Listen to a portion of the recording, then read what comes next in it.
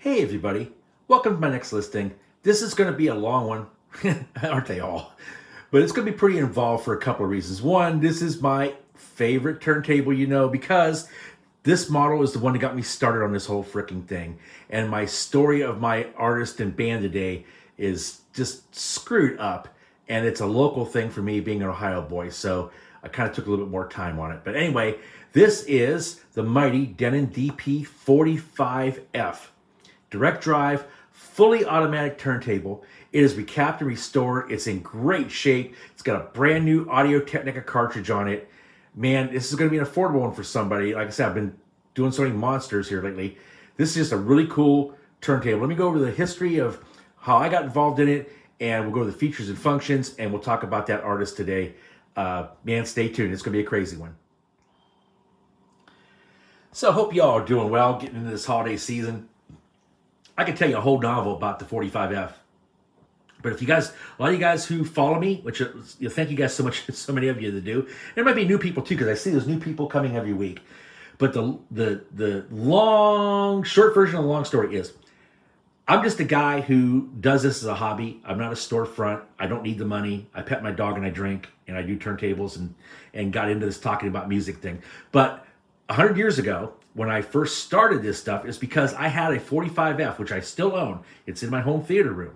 Okay. Yes, I've got GT2000s and 59Ls and 77s, but my turntable that's in my $1,000 home theater is a 45F. Okay. But I bought that turntable new in '86. It broke. I took it to dealers. They said they couldn't fix it. They kept trying to sell me VPIs and Rigas. I got mad, figured out it was a cheap part, got the part, fixed it. Next thing, months later, I see another turntable on eBay that had the same problem. I bought it, fixed it. Thought, I don't need two of these turntables. I sold it, and that got me the bug. And that is 700 turntables ago, back when I had no gray hair, okay? So, that's why these 45Fs are a sweet spot in my heart. I love these things. And like I say, even in my way stupidly expensive, overly priced home theater, my reference turntable here is a 45F. But anyway, I love these things. This is a fully automatic turntable. It's been recapped and restored. I changed all the electrolytics out to Elnas and Nichicons and Panasonics. I lubed the motor. I lubed the arm. I cleaned all the front panel switches. I cleaned the pots for the anti-skating Q damping. I set the variable resistors and cleaned them with a voltmeter, and I set the motor waveforms with a scope. Okay, let's go ahead and take a look at this thing. It's in really nice shape, the plinth is. The dust cover's got a scratch in it, okay? I'm trying to make this thing as affordable as possible. Last 4 or 5 turntables I've done have been over $1,000, okay? This turntable is only gonna be $500 plus shipping, and that's with a brand new Audio-Technica VM95E. That's the elliptical, not the conical. That's the good elliptical, which sounds really, really good. Punches way above its weight. And I'll get to that in a moment. The cool thing about these Audio-Technicas is you can upgrade the stylus. The body's all the same. So you can get a really, really nice sounding cartridge just by sliding in another stylus. So anyway, let me go ahead and get the back. Like I said, you can see this thing is in really nice shape. Check it out. And like I said, I have a brand new dust cover available if you want it. But like I say, this dust cover is in really nice shape. It does have a little crack in it on the top. It's not on the hinges or anything. So I found out most people don't even use the dust cover after I damn near killed myself and ruined my guitar playing, getting screwed up on a dust cover. A lot of people don't even use them. But anyway, with that being said, I have a soft spot in my heart for these turntables. I also have a soft spot in my heart for my home area of Northeast Ohio. And my story of a band artist today is, it's fucked up, okay? When I heard the whole story of this thing, it kind of pissed me off. We'll get into it, but let me go ahead. The artist I'm featuring here, he could be in the Hall of Fame twice. He had 2 bands, had 2 big hits, but he ended up, just getting fucked over. So anyway, welcome to the music business, right? Well, let's go ahead and we'll talk about Cleveland's own Sonny Gracie. So I kind of did a little inside joke there. It's depending on what part of Cleveland you're from or how Italian you are, it's Geraci or Geraci, okay? So, okay, I'm part Italian. I'll stick with Geraci, okay? So anyway, Emmett Peter Sonny Dracy was born in 1946 in Cleveland, okay? By 1965, he's 19 years old. He was singing. And he joined this band. It used to be called the Starfires, but they were like a guy named Tom King had started that band. But by 65, the Beatles had hit, and everybody was trying to be that way. So they formed a band called the Outsiders. And Sonny joined as a singer. And there was a song that Tom had written. And Sonny, as you'll hear or you remember, just had the white boy soul, amazing, even at 19 years old, the amazing voice. So that song was called Time Won't Let Me. Now, if you guys have any kind of like 60s compilation, garage band, one-hit wonder type songs, records, Time Won't Let Me will probably be on it because it was just a really seminal frickin' garage band track of the day. Now, they did have a couple more top 40 hits, but they also did a couple records where they rehashed stuff. They did a fake live album and stuff. But by 1970, the band's done. So Sonny moves out to California, and he forms a new band called The Outsiders with Sonny Dracy. But the O of Outsiders was a peace sign because it was 1970. Now, I don't know how he fucking thought he was going to get away with that because Tom King had kept the Outsiders going in Cleveland. So Tom sues him, okay? And Tom wins. So Sonny goes ahead and changes the name of his band to Climax, okay? Now, while they were the Outsiders, there's a guy named Walter Nims who had been in the Starfires. He was briefly in the Outsiders, but he had joined Sonny out there, and he had written a song for Sonny and for the band. And, they had cut it while they were still called the Outsiders with the peace sign, okay? Well, after that, when they became Climax, they'd gotten a record deal, and the manager of Sonny, a guy named Mark Gordon, and he's going to become really important here in a minute, went and found a vocal arranger to kind of rearrange the tracks. And that guy is a guy named Tom Baylor. Now, again, every one of these videos, I tell you to stop the tape and go Google somebody and find out how influential somebody you've never heard of is. Well, Tom Baylor and his brother, okay, were part of this group called the Ron Hinkling Singers, okay? You've never heard of them, but you've heard them. They sang everything in the 60s. They were the Partridge Family. All the backing vocals here on Partridge Family songs, other than if it was David Cassidy, that's the Ron Hinkling sing. The Laverne and Shirley theme, that's them, okay?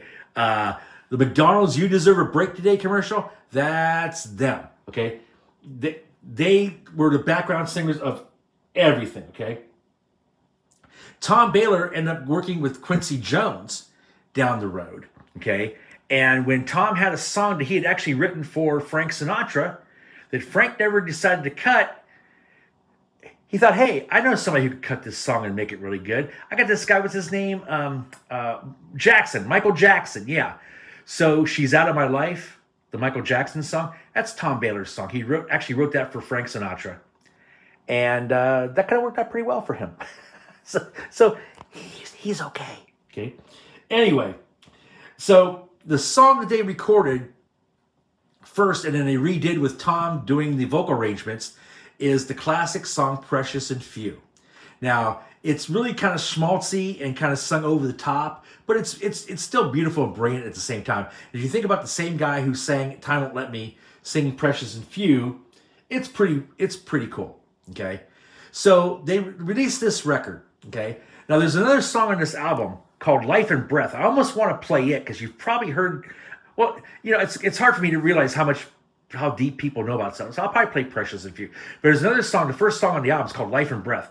It's probably a better song than Precious and Few, okay? But anyway, they released Precious and Few. It starts climbing up the charts. It's doing great. It gets to number 5. So it's big. Actually, I think maybe number 3, number 3, I think, if I think right. So anyway, they think, okay, great. Life and Breath, this second song is even better. This is going to be great. We're set. Well, right when that time happened, that manager, a guy named Mark Gordon I talked about, he was also the manager of the band called The Fifth Dimension. Matter of fact, his wife was a member of the band The Fifth Dimension. And they had been faltering. They hadn't had a hit song for a while, and him and his wife were having troubles. So what's he do? He bails. He goes to the Bahamas for 2 months with the band as they're doing some recordings, tries to patch up his shit with his wife. Meanwhile, nobody's there to promote Life and Breath. It falters. It only gets to number like 56, okay? So in the old days, what they would do is they would actually release singles first, and then they would release a record. So by the time he got his shit together, got back, took Precious and Few, took Life and Breath, put it all together, and made this record right here. It only went to number 177. Okay? That kind of fucking sucks, okay? Well, geez, that's sad, man. Too bad that's just... Oh, no, it gets worse. So the keyboard player from Climax, he's a songwriter. He wrote a song just for Sonny, okay? Perfect for his voice, the whole bit, right? Okay, so he goes to Sonny, hey, man, I want you to do this song. This is great. Sonny goes to Mark Gordon and goes, hey, man, my keyboard player wrote me this really cool song. We're going to cut this. This is going to be great. So they cut a version of it, and nothing happens, and nothing happens, and nothing happened. Well, a couple things happened. Jim Croce died, and Bobby Darin died. So the song that the keyboard player wrote was a song called Rock and Roll Heaven. Now, you've never heard Sonny Tracy sing it because he didn't get a chance to. The frickin' manager knew that the Righteous Brothers were going to get back together. If you know Righteous Brothers from the Unchained Melody in the 60s, there was rumors they were going to get back together, and he held that song back. And the Righteous Brothers added the Jim Croce and Bobby Darin lines to, a song about Rock and Roll Heaven. If there's a Rock and Roll Heaven, they got a hell of a band, that song. And the Righteous Brothers cut that song, and they make it a million seller. So Sonny Tracy is fucked again. Okay, that's two, but we're just getting started. Okay, oh my God. Anyway, so it gets worse. So anyway, Sonny goes back home and goes to work for his family's construction company. He's literally just selling tile and selling concrete. Okay. He's, but he's got some friends in the business. He actually did some tracks with the great Steve Cropper back in the 70s.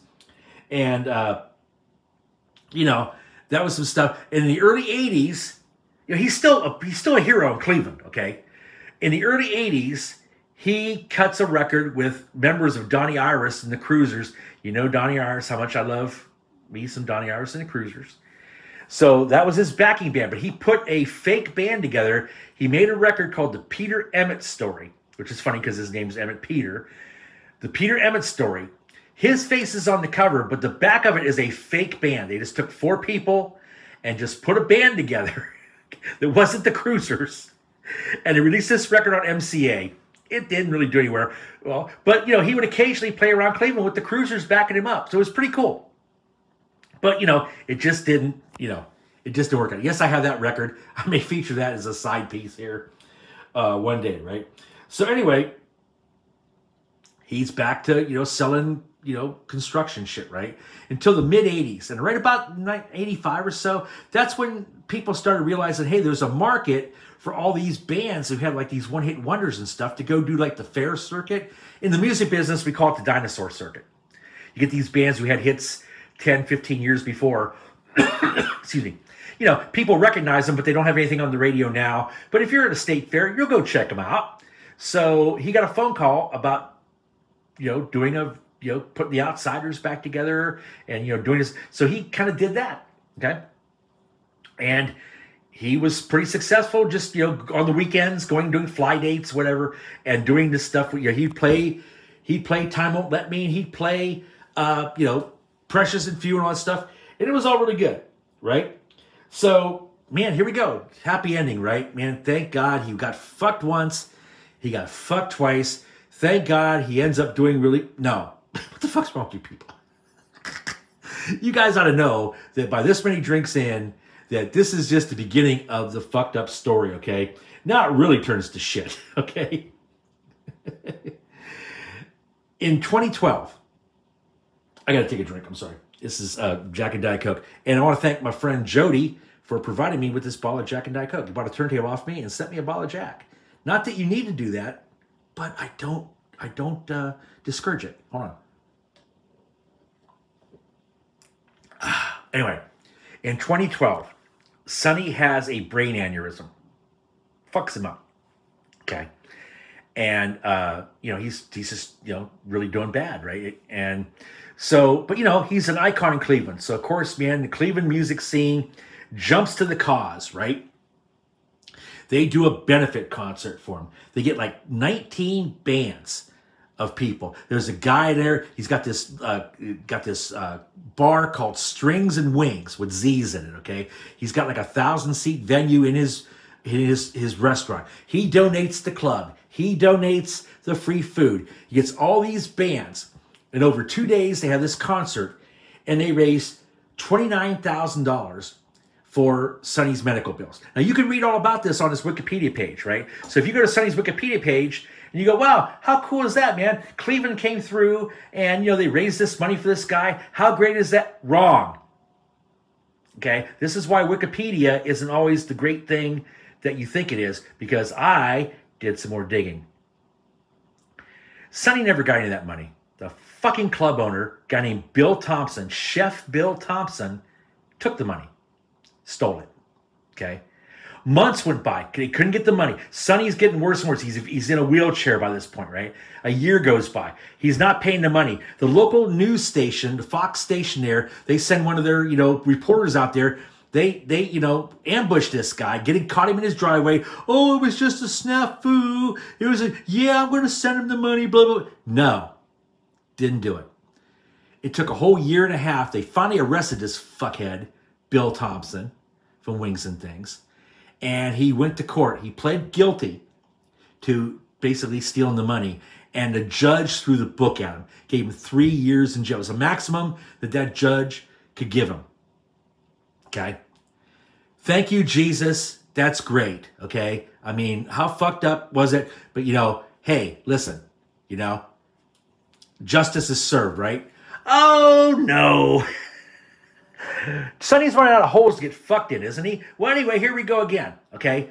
9 months later, lawyers go back to court and go, oh, it's too tough of a sentence. You shouldn't have done that. So another judge, after 9 months, releases him, lets him out, but says, hey, you've got to pay back that $29,000, $500 a week. Okay, but we're going to let you out on probation. But you pay that money back now, you hear?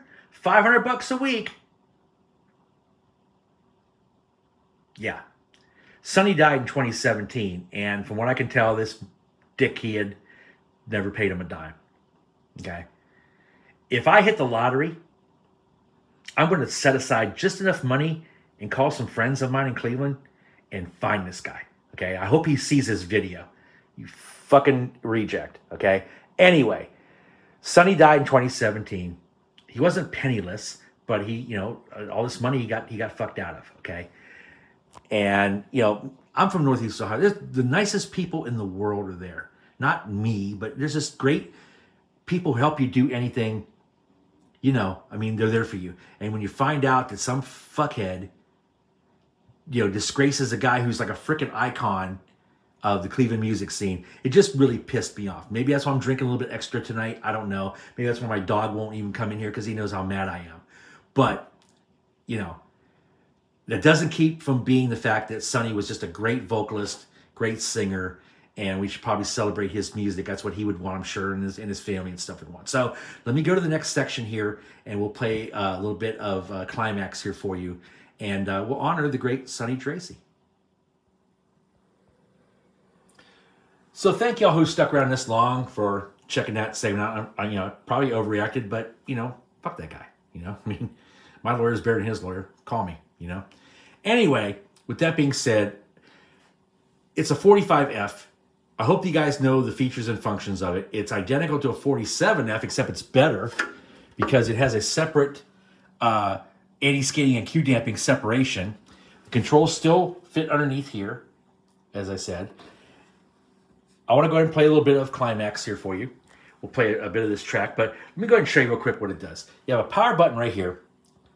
You have a speed selector for 33 and 45. If you guys know this, you won't ever have to use this because this thing automatically picks the speed and the size of the record for you, right? You have locate feature, which is really cool. You guys know this. You can motorize the arm over and back, even with the dust cover down, which is cool. Lifter is your cueing, lifts it up and down. Repeat will play the side over and over again, because that's what it does, fully automatic. Start is start, stop is stop. My cartridge is literally a brand new Audio-Technica VM95E. I've already played one album on it, this one. I'll break it in a little bit more before I ship it to anybody. But as I mentioned, the beauty of this VM series is you can start with the conical one that's cheaper. You can get the elliptical. You can go up into like the line, the micro lines, or you can use Shibata for this thing and just turn this thing into a really nice high-end cartridge. And you can still have this stylus for your half-price books or your used records. Let this be the food taster for the queen, right? But it sounds great. Head shell removes right here. As I mentioned back here, you got your separate tracking force and anti-skating. Different than the Q-Dam, because this does have the Denon servo tracer tracker arm. We ain't got time to go into it. Just know that I love it. I cherish it. If I had children, I would probably name one of them Servo. I just would. I don't know. But anyway, ballast style counterweight here. This is magnetic. So reason why I like having you guys have me set this thing up, I had more people ruin their needles because they thought they knew what they were doing. When you turn the power on, this actually magnetically sucks the arm down to the tracking force that you set. So if you don't know any better and you set this at 2 grams, and then you put this at 2 and turn it on, you've stuck 4 grams to the needle and you break your needle and then you wonder what happened. So this is all set up, ready to go for you. Okay. This light here is I call it the silo. It shines across the record because underneath this record are platter sensors. That's how it can tell you that it is, a 33, a 12-inch record will play 33, a 45 will play 7-inch, right? Okay. This little hole right here sets the drop position for this. I've got that set for you perfectly, okay? So anyway, when you want to start this thing, you guys know I love this part. You do I call it the happy dance. When you first power this thing up, the arm pops up real quick and checks itself because it's got a microprocessor. Hello. And it's all good, right?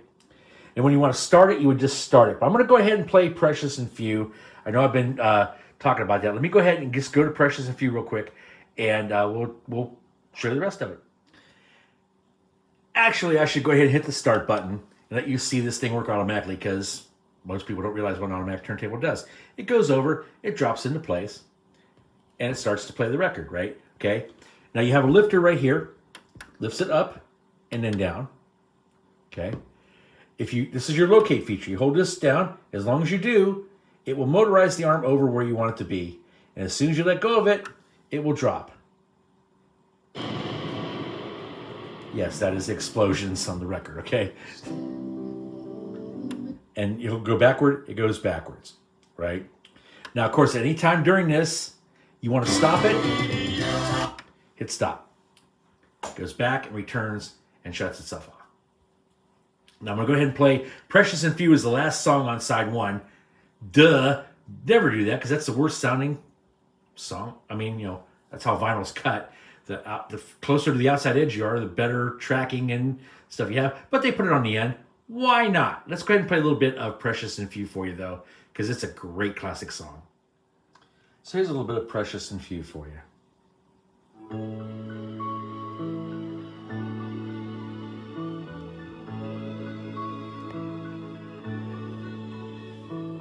Precious and few are the moments we two can share. Quiet and blue like the sky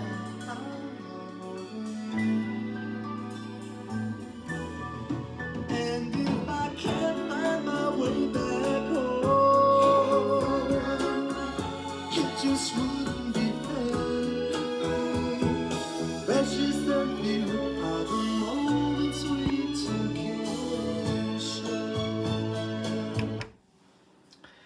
And that is, like I said, it's greatness. I mean, it just really is. Like I said, I hit the stop button to stop it. At the end of the side, it will do the same thing. Or if you hit this repeat button here, it will keep playing the side over and over again. But that is the great DP-45f. And that is the also great Sonny Dracy and his band Climax. Let me go ahead and put the dust cover down, and we'll wrap this thing up. And thank you guys so much for hanging out. So with the dust cover down, man, thank you guys so much again for checking it out. This is the mighty DP-45f Denon. It's recapped and restored. It has everything I do to them. Nichicons and Elnas and oil and lubing and scope with a scope and DVM meter and a whole bit. It has a brand new Audio Technica VM35 or VM95E cartridge on it. There's a line right there. I can kind of feel it with my finger. But it's not all the way to the back. You know, I've got a brand new clear dust cover here if someone wants to buy it for $100. But honestly, most people, I mean, you can't hardly tell, and it doesn't do anything to strength. And I'm trying to keep this thing, you know, priced as cheap as I can because most of the turntables I've been doing have been well over $1,000. And this one's only $500 plus shipping with the brand new cartridge. Okay, how much is it without the cartridge? $500. So don't even try. Okay, yeah, you know, honestly, though, if you want to put a better cartridge on it, hit me up. I'll talk to you about it. But with that being said, man, check this thing out. It's really cool. I appreciate you guys so much for putting up with my muse of music. I'm having way more fun doing the musical segments than I am doing the turntables because, you know, after 700 turntables, you know, I'm about as good as I'm probably going to get with it, right? And there's only so much more drinking I can do without, you know, talking about music. So with that being said, man, next thing's coming up, a 59L. I'm going back to the expensive stuff. I might have a 51F fully automatic coming up, maybe. It depends if it gets here in time because it's still in Japan. Everything else has been semi-automatic. I know a bunch of you people have been hitting me up about 65Fs. What the hell, man? I couldn't, you know, I very rarely, you know, sold them quickly a while back. And after I did that last one, I've seriously had 4 people in the last 2 weeks begging me for 65Fs. I'm trying to find them out there. But in the meantime, you want 85% of the performance? Here you go. Here's a 45F for you, and it's ready to rock. So thank you guys so much. Check out my other listings. The Kenwood's still available. That Pioneer fully automatic from a while back, that quirky one that's going to be really cool for somebody, it's still available as well. So thank you guys again. I appreciate you. Man, hope you guys are safe and happy. I'll tell Snoop Dogg you all said hey, and we'll catch up with you on the next one.